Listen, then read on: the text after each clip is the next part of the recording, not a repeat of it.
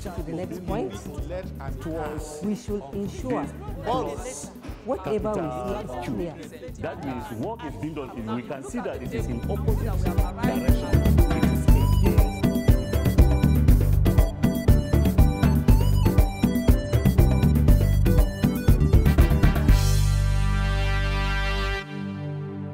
Hello, my wonderful students at home. It's nice reaching you once more, as usual, through this platform.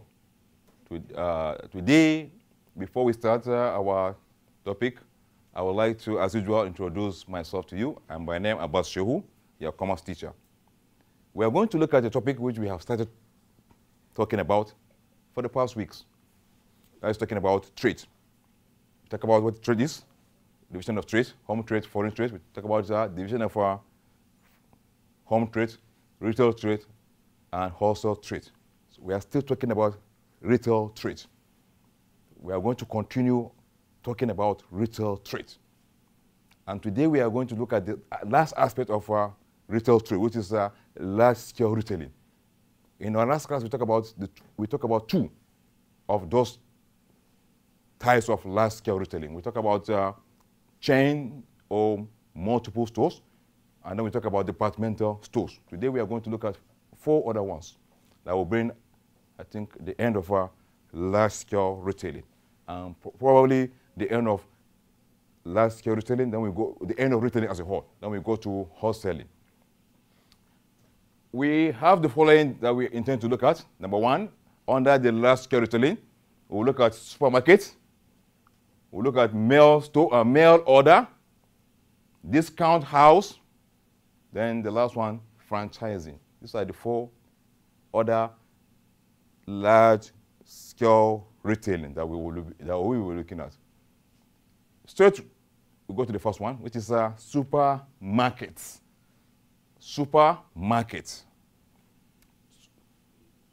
Supermarkets are large-scale retailing businesses, unit selling mainly food and household items on the basis of high turnover, wide variety and assortment, sell services with much emphasis on merchandise appeal.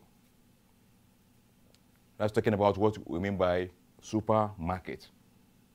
It is a self-service outlet with a minimum selling area of 2,000 square feet, having 3 or more checkout points, and offering a full range of foodstuffs and household items under one roof. E.g., having frozen foods, dairy products, groceries. These are some of the things that you find when you go to a supermarket. It is owned by usually one person. And most of the things that I saw are foodstuffs and household items. Now we'll go to talk about the features of a supermarket. 1, the goods are well displayed and price tags attached to them. Goods are well displayed and price tags are attached to each of these goods, so that intending buyer will see how much each costs. Number 2, it operates self-service system. You go and pick what you want to buy. Then you go to the cashier and pay.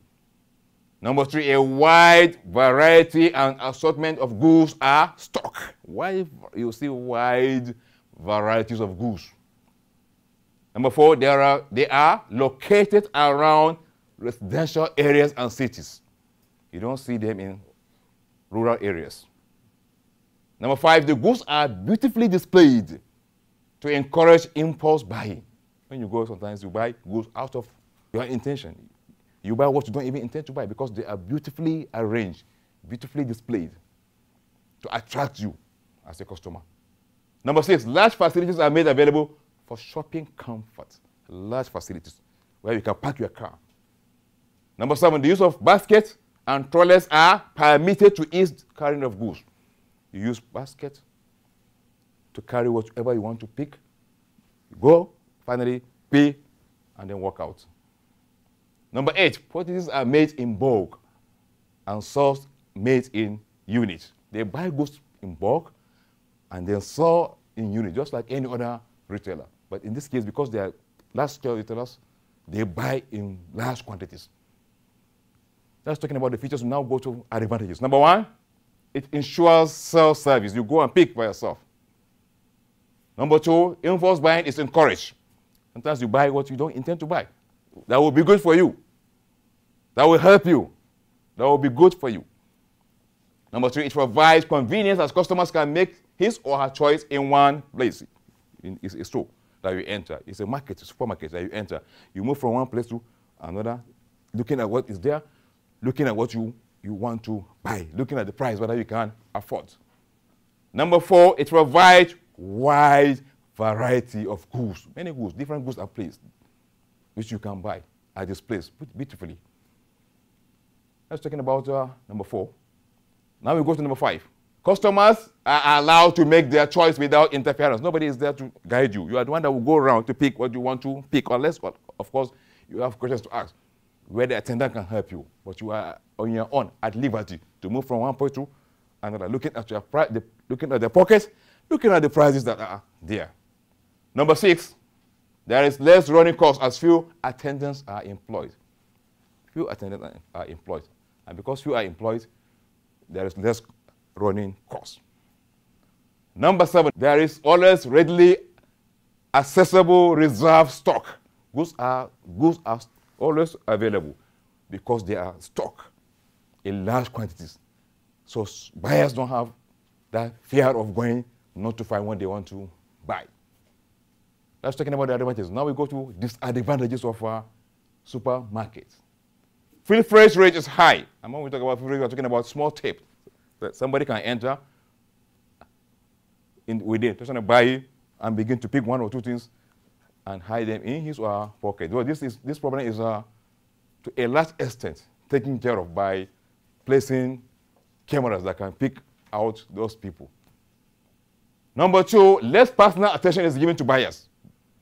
Less personal attention is given to buyers by those attendants, by these attendants. Number 3, extra running costs is incurred for basket and trolleys that are used in terms of running this kind of business. Number 4, they are located in urban areas only. You cannot find supermarket in rural areas. Number 5, it requires huge capital to set up. The amount needed to carry out this kind of business is very big.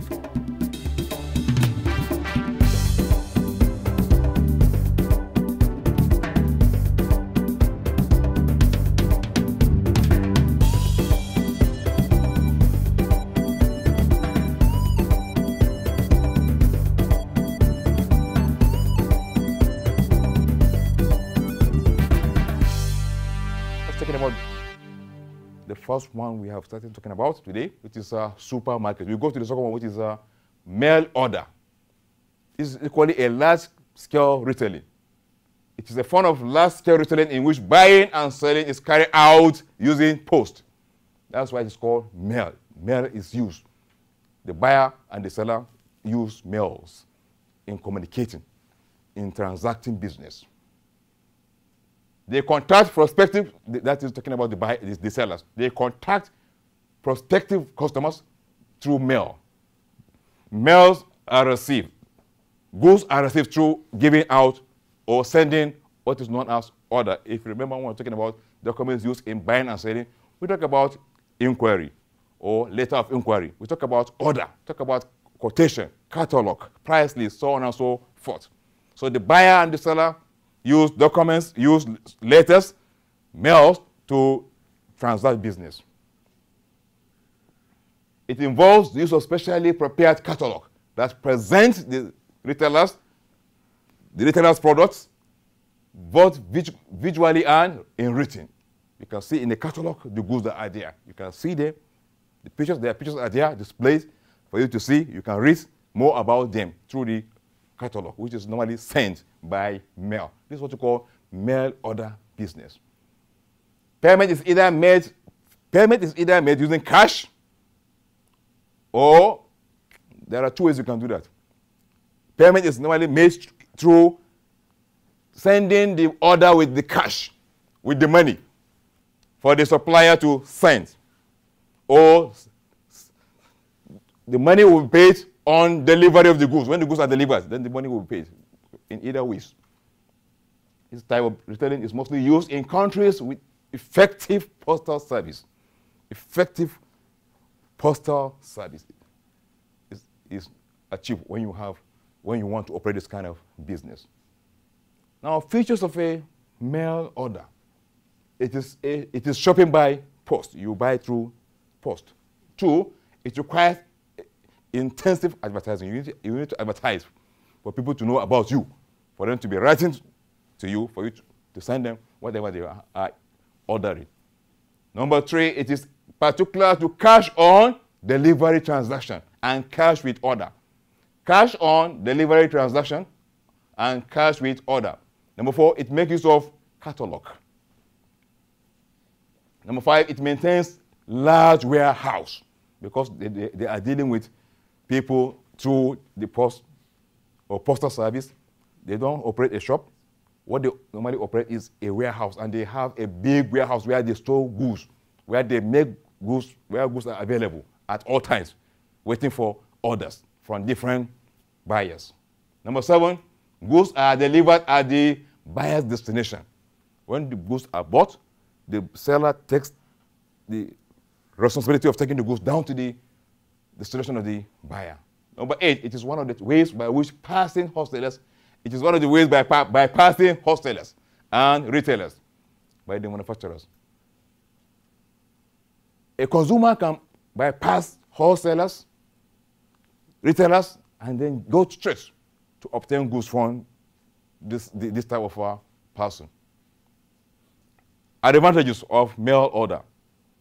1, there is opportunity for advertising through catalog. You can advertise your goods through catalog. Number 2, they usually provide credit facilities to customers. Credit facilities are provided here, unlike in terms of departmental store, in terms of supermarket. Number 3, the risk of bad debt is reduced as goods are sold on cash on delivery. We talk about bad debt. That's talking about debts that cannot be recovered. When you sell goods to your customers sometimes on credit, there is that risk of losing the money. Some of them may not pay. As a result of maybe death, as a result of bankruptcy. Number 4, goods can be sold in both urban and rural areas. In this case, goods can be sent to anywhere, depending on who is buying, from where he is buying. Number 5, it provides convenience for customers who have no time to travel. You want to buy goods from a far place, instead of you travel, because you now just send your order through post, through mail, that can be delivered to you the same way, instead of you to travel down there. Number 6, the inventory level is minimal. And then the last one we have here is the operating profit margin is high. That's talking about the advantages of mail order. Now we go to disadvantages. Number 1, the cost of advertising is very high because you are not there. So you incur high cost of advertising. Number 2, the cost of postage is very high too, in terms of the buyer as well as the seller. That is the retailer. The cost of posting is high. Number 3, there is absence of personal contact between the retailers and his customers. Only mail is usually used. No personal contact. Number 4, the pictures of goods as presented in the catalog may be misleading. What you see in the catalog may not be exactly what the goods look like. Number 5, time is wasted while waiting for the arrival of the goods. Sometimes before goods are delivered to you, time is wasted because they have to pass through a lot of places. Number 6, there is absence of physical checking of the goods by the buyer before dispatch. The buyer is not there to check whether the goods to be sent to him are correctly okay or not. Number 8, not all goods can be sold or bought through this system. It's not everything that we want to buy that you will send order. Unless, and if you want to buy, what do you call it?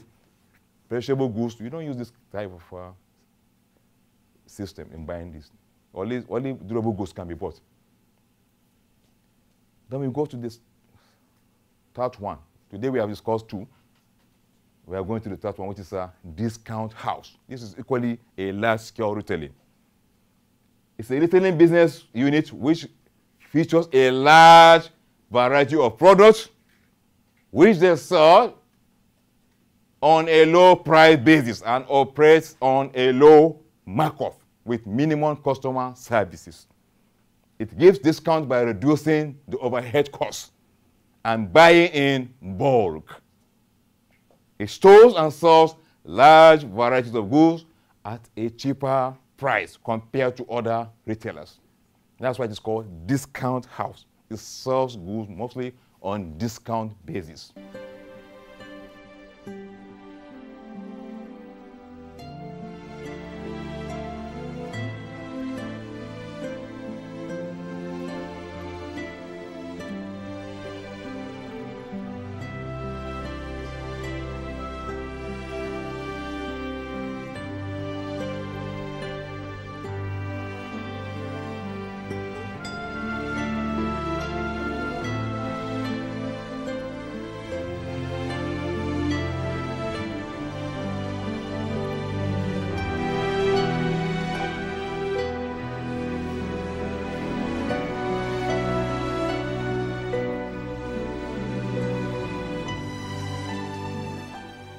What are the features of this type of large-scale retailing? Number one, prices of products are low.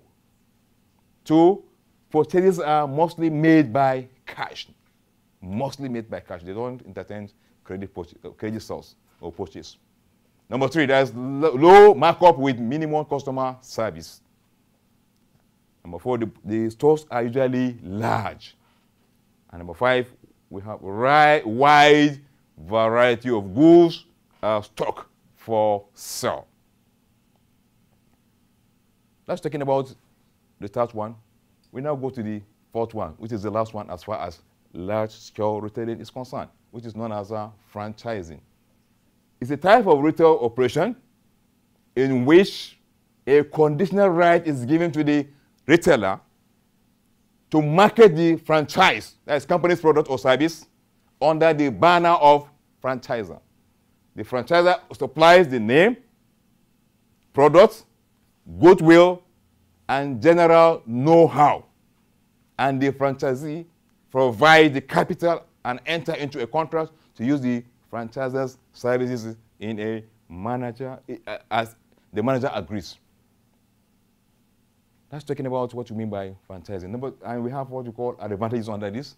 Number one is it requires relatively low capital to start. Number two, management skills are taught from the retailer to the customer. Number three, it gives exclusive selling right for a specific geographical location. It gives exclusive selling right for a particular or specific geographical location. That's talking about the four different types of large-scale retailing. Remember, I told you from the beginning that in our last class we discussed two. That's talking about multiple stores and then departmental stores. After that, today, we're able to discuss four to make it 6 in total. And the 4 are, we discussed what we call supermarkets. We look at the features of supermarkets, advantages of supermarkets, as well as disadvantages. We equally look at what you call mail order large-scale retailing. We look at what it means. We talk about its features, advantages, and disadvantages. Then we talk about discount house. And the last one we discussed is franchising. Now, having talked about this, we can now say that we are done with large-scale retailing. We will now move into talking about a completely different thing, which is talking about wholesaling. Remember, we talk about from the beginning, if you remember, from the beginning of our series of lessons in terms of trade, we talk about what trade is. We talk about the meaning of trade, the division of trade, where we say we have home trade, equally known as domestic trade, and internal trade. I want you to pay attention and pay careful attention to get this thing very well. Because under this topic, you see, several questions can be asked. Several questions can be generated from this topic. And if you don't get this topic very well, you may miss up. That's why I'm taking my time to tell you how these things are. We have this, from the beginning, talk about what trade is. Then we talk about division of trade. Say it's divided into two, home trade and foreign trade. We now said home trade is what? Is the buying and selling of goods and services that is done within a geographical location, within a particular place, normally or usually a country. Now we went further to say that retail trade is carried out by a person known as retailer. And we say a retailer is a person who buys goods in small quantities from the wholesalers and sell to consumers in small quantities. That is a retailer. And we talk about the features of a retailer, the functions of a retailer. Now we talk about the types of retail trade. So we have the small-scale retailing and the large-scale retailing. Under the small-scale retailing, we discuss some of them as roadside trader. We talk about hawking or peddling. We talk about mobile shop. We talk about market shop owner, so on and so forth. We look at their features, advantages and disadvantages before moving completely to talk about large-scale retailing. Large-scale retailing. Under the large-scale retailing, we discussed 6 of them. We discussed the first one as chains or multiple stores. 2, departmental stores. 3, supermarkets. 4, mail order. 5, discount house. 6, franchising.